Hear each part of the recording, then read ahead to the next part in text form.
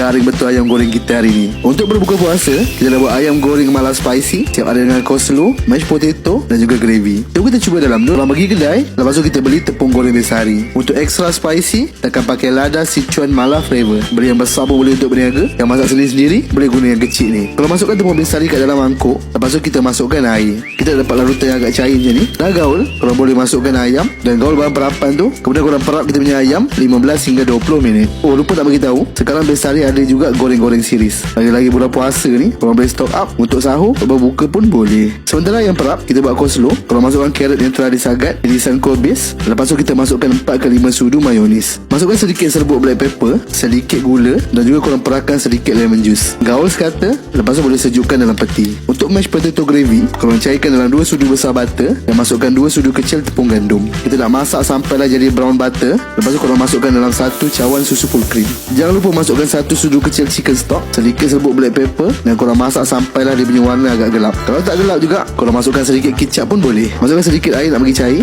sedikit garam. Lepas tu siap kita punya mashed potato gravy. Untuk mashed potato pula, korang rebus dan lenyekkan dalam 3 biji kentang. Masukkan 1/3 cawan susu, sedikit serbuk black pepper, sedikit garam dan juga 2 ke 3 sudu butter. Sambung lenyek-lenyekkan sampailah dapat smooth lebih kurang macam ni. Dah nak berbuka tu, korang boleh letakkan tepung besari kat dalam mangkuk. Lepas tu boleh salutkan dengan ayam yang kita perap tadi. Kalau nak extra crispy, boleh buat double coating. Bila dah bersalut elok, kita boleh gorengkan dalam minyak yang panas. Bila dah golden brown, kita bolehlah serve ayam kita ni dengan coleslaw, mashed potato dan gravy. Lepas tu kita boleh enjoy ayam goreng spicy mala untuk berbuka. Selamat mencuba.